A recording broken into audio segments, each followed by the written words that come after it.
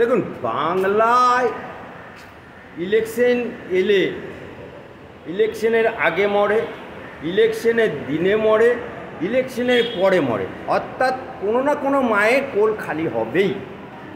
বামফ্রন্ট আমলেও হয়েছে, বর্তমানে তৃণমূল সরকারের আমলে আরও বৃদ্ধি পেয়েছে। হোয়ারিস বাংলার বাইরে যদি যে কোনো রাজ্যে একটা কুকুর মরে না, একটা বিড়াল মরে না, একটা টিকটিকি পর্যন্ত মরে না, কিন্তু বাংলায় একটা ঐতিহ্য, স্বয়ং ভগবান আল্লাহ বিশ্বাস করে না যে ইলেকশনে কোনো মায়ের কোল খালি হবে না। এই কারণে বাংলার বুকে বেকারত্ব বেশি, বাংলার বুকে ইলেকশন এলে বোমাবাজি হয়, বাংলার ইলেকশন এলে ভোট লুট হয়, বাংলায় ইলেকশন এলে বিরোধী পক্ষকে ঘরছাড়া করার জন্য থ্রেট হয়। বাংলার বুকে ভোট দিতে গেলে আমরা বামফ্রন্টের আমলে দেখেছি হাত চিহ্নে ভোট দেওয়ার জন্য হাত কেটে নিয়েছে, মুখে কই মাছ ঢুকিয়ে দিয়েছে। আজকে ঠিক উল্টোটা হয়েছে, উল্টোটা বলবো না, বামফ্রন্ট যা করেছে এরা অতি বামের মতো কাজ করছে। এরাও ভোট লুট করছে, এরাও বিরোধী পক্ষকে ভোট দিতে দিচ্ছে না, এরাও ফলস ভোট দিচ্ছে। এদের শাহজাহান বাহিনী, আরাবুল বাহিনী, কাইজার বাহিনী, এই যে বিভিন্ন জায়গায় যে হারমাত বাহিনী তৈরি করেছে এই তৃণমূল সরকার, এদের জনগণের প্রতি বিশ্বাস নেই, এদের মানুষের প্রতি বিশ্বাস নেই। তাই এত বাংলার বুকে ভোট এলে কোনো না কোনো মায়ের কোল খালি হয়। এটা আমাদের বাংলার দুর্ভাগ্য, এটা আমাদের বাংলার মানুষের দুর্ভাগ্য। এবং যে সরকারই আসুক সেই সরকারই নিজের কায়েম, নিজের অস্তিত্ব বজায় রাখার জন্য মানুষের প্রতি বিশ্বাস না রেখে হারমাত বাহিনীর ওপর বিশ্বাস রাখে, মানুষের প্রতি বিশ্বাস না রেখে পুলিশের ওপর বিশ্বাস রাখে, মানুষকে ভোট না দেবার একটা অতি ষড়যন্ত্র করে যারাই সরকারে আসে। গত কয়েকদিন আগে দিলাম সন্দেশখালীতে গোলা বারুদ সহ নানা রকম অস্ত্রশস্ত্র মিলল। ইলেকশন আসলে এইসব কি বেরোচ্ছে রাজ্যে? দেখুন, সন্দেশখালী বাংলার মুখ্যমন্ত্রী নবান্নে বসতো, আর সন্দেশখালীতে আরেকটা মুখ্যমন্ত্রী ছিল, নাম তার শাহজাহান। এটা অন্ধকার জগতে। আমরা কবে জানতে পারলাম?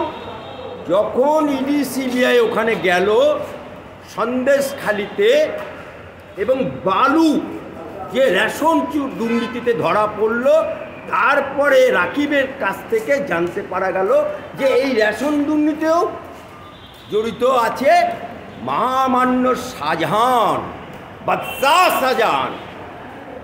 সেই শাহজাহানের বাড়ি যখন গেল ইডি সিবিআই, এদের কত বড় ঔদ্ধত্য! ইডি সিবিআইয়ের গায়ে হাত দিয়ে ফেলল, একটা সেন্ট্রাল এজেন্সির গায়ে হাত দিল। এবং এই লোকটি কি বলেছিল ভাষণে?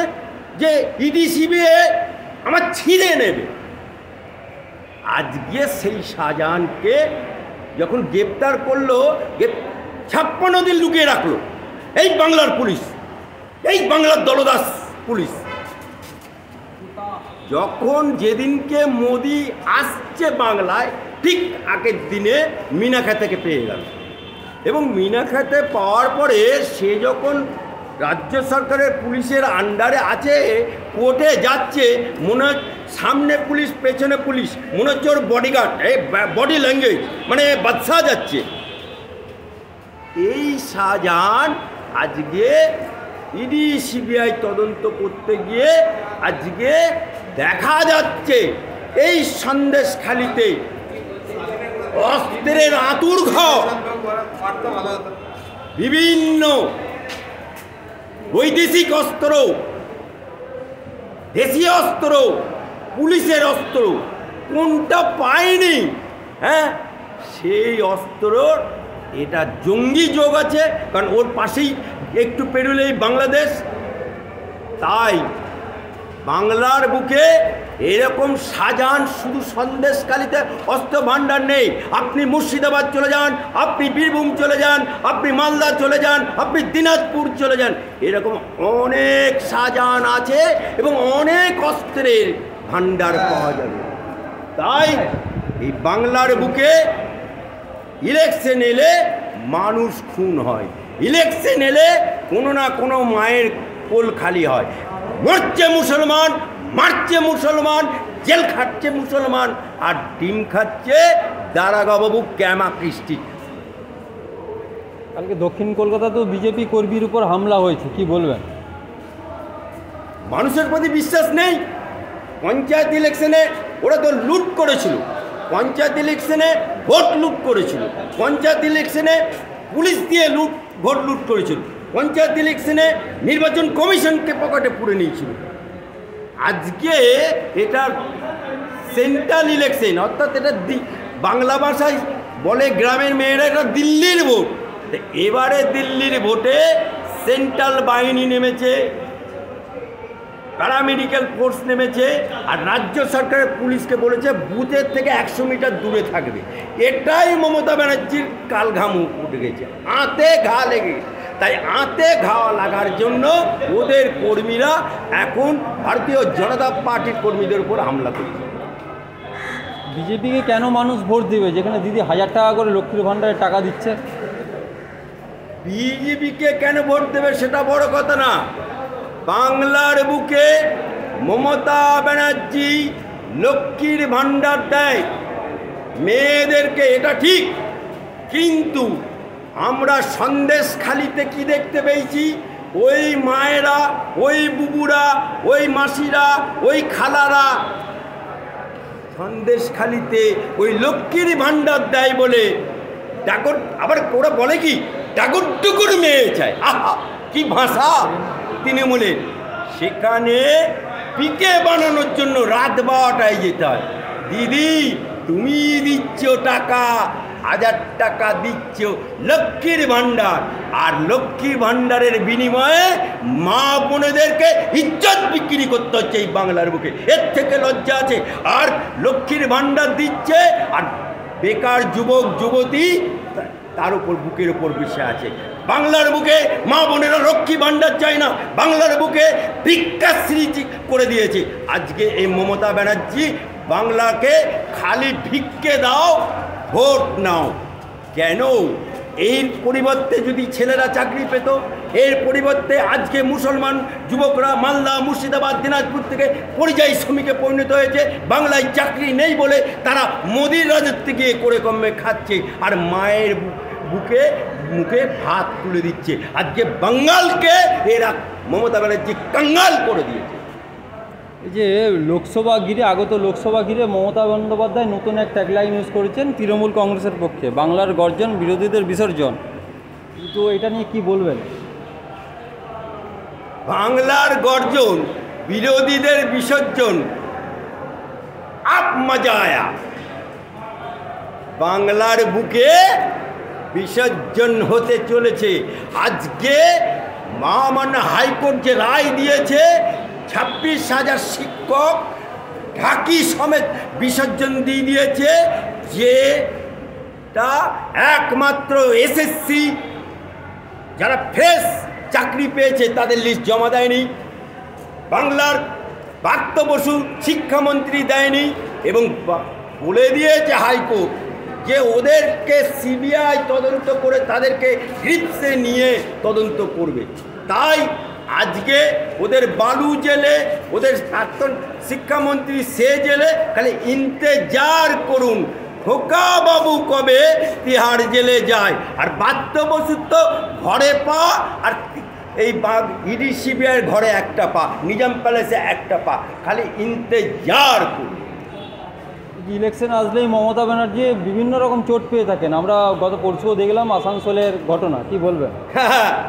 দিদির তো চোট পাওয়া একটা বাংলার মানুষ নটঙ্কি ধরে ফেলেছে। কারণ আপনারা দেখলেন না, শুভেন্দুর কাছে লড়তে গিয়ে পায়ে ব্যান্ডেজ হয়ে গেল। আবার দিদি কি করলো? কদিন আগে শিল্প আনতে গেল বাইরে, বলল শিল্প আনছি, সেখানে শিল্প আনতে গিয়ে শিল্প পেল না বিদেশে। আমাদের বাংলার এই বেহালায় বাড়ি সৌরভ গঙ্গোপাধ্যায় যে ক্রিকেটার, একটা চায়ের দোকান করার ক্ষমতা নেই, তাকে দিয়ে শিল্প ঘোষণা করে দিল। হ্যাঁ, তারপরে যখন বিমানবন্দরে নামলো, ভি দেখালো, তারপরে কিছুদিন পরে যখন বাংলার মানুষ বলছে শিল্প কোথা গেল, আমরা বলছি শিল্প কোথা গেল, আমাদের মতো উকিল্লাভ চিৎকার করছে শিল্প কোথা গেল বাংলায়, তখন উনি কি করলেন, হঠাৎ করে পিজিতে ঢুকে গেলেন, বলল পুরনো ব্যথা জেগেছে বলে 15 দিন রেস্টে চলে গেলেন। আর কদিন আগে মমতা ব্যানার্জির বাড়িতে, যে বাড়িতে উনি থাকেন হাই সিকিউরিটি, সেখানে কে পেছন থেকে ধাক্কা দিয়েছে, ডাক্তার বলছে, আমি বলছি না, আর ওদের কাজেরই বন্দ্যোপাধ্যায় বলছে যে পেছন থেকে ঠেলে দিয়েছে। ধাক্কা খেয়ে কপালে রক্ত গড়াতে গড়াতে গড়াতে গড়াতে মুখ পর্যন্ত চলে এলো, নিজের রক্ত নিজে পান করলো। আজকে সেই রক্ত মোছার একটা লোক পেল না, একটা ফার্স্ট এড হলো না, একটা ডেটল হলো না, একটা রুমাল হলো না। দিদিকে ওই কালীঘাটের বাড়ি থেকে পিজি পর্যন্ত এলো, একটা লোক রক্ত মোছার হলো না।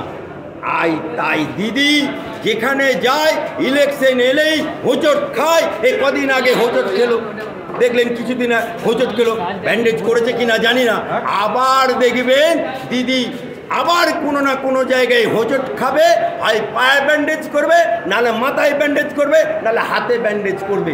কারণ উনি এই হোঁচট খেয়ে ব্যান্ডেজ দিদি করে মানুষের সিম্প্যাথি ভোট চাইছে। কারণ বাংলার মানুষ এখন জেনে গেছে চোরেদের রানী মমতা ব্যানার্জি, আর যত চোর দেখছেন product by the Abhishek Banerjee. এই যত চোর তৈরি করেছে এই অভিষেক ব্যানার্জি, এই চোরকে ধরা হবে। এই তারামায়ের পুজো দেখেছেন, তারামায়ের পুজোতে আগে পাঁঠা বলি হয়, 101টা পাঁঠা বলি হয়, শেষে মোষ বলি হয়। আর মোষে এক কোপে কাটতে গেলে মোষের ঘাড়ে ঘি দিয়ে ময়ান দিতে হয় অনেক দিন ধরে, দিয়ে এক কোপে কাটে। তাই বাংলার বুকে এখন পাঁঠাগুলো ধরা পড়ছে, অবশেষে মোষ বলি হবে, এটা দেখতে পাবেন, ইন্তেজার করব। এ ধর্ম নিয়ে এত রাজনীতি হয়, ও বলে এ তোষণ করছে, ও বলে ওই ধর্ম ও তোষণ করছে, আসলে কে ধর্ম তোষণ করছে? দেখুন মোদিজি কি বলেছে, সবকা সাথ সবকা বিকাশ সবকা বিশ্বাস। আজকে মোদিজি যে প্রকল্পগুলো দিয়েছে, গ্যাসের জন্য উজ্জ্বলা, বলেনি যে মুসলমানরা পাবে না, হিন্দু পাবে না, খ্রিস্টান পাবে না, সবাই পায়। 100 দিনের কাজে সেখানেও মোদির টাকা দেয়, সেখানেও বলে দেয়নি যে শুধু মুসলমানরা পাবে না, হিন্দুরা পাবে। আবার দেখুন প্রধানমন্ত্রী আবাস যোজনা, যেটা মমতা ব্যানার্জি লিফলেট লিখে দেয়, বঙ্গ আবাস যোজনা, সেখানেও কোনো বাজ বিচার করে না। তাই মোদিজি সবকা সাথ সবকা বিকাশ সবকা বিশ্বাস নিয়ে চলে। আজকে আমার দিদিকে কি করতে হয়, মমতা ব্যানার্জি রেড রোডে যে ঈদের নামাজ হয় মুসলমানদের, 1 মাস রোজা রাখার পরে ঈদের নামাজ হয় রেড রোডে, সেই রেড রোডে কোনো নারীর প্রবেশ অধিকার নেই। দেখেছেন আজ পর্যন্ত রেড রোডে কোনো মুসলমান নারী গেছে? যায় না। কিন্তু উনি না বিয়ে কানায়ের মায়ের মতো ওই রেড রোডে নামাজে গিয়ে এরকম অন্যটা মাথায় চাপিয়ে সেখানে গিয়ে উনি রাজনীতির কথা বললেন, মুসলমানদেরকে সুশ্রুতি দিয়ে এলেন, সিএনআরসির কথা বললেন। আজকে ওই মমতা ব্যানার্জি মুসলমান পাড়ায় গিয়ে আল্লাহর কসম খেতে হচ্ছে, আর হিন্দু পাড়ায় এসে যা দেবী সর্বভূতস্থৈ নমস্তস্যৈ নমস্তস্যৈ, একই অঙ্গে কত রূপ দেখব মমতা ব্যানার্জি।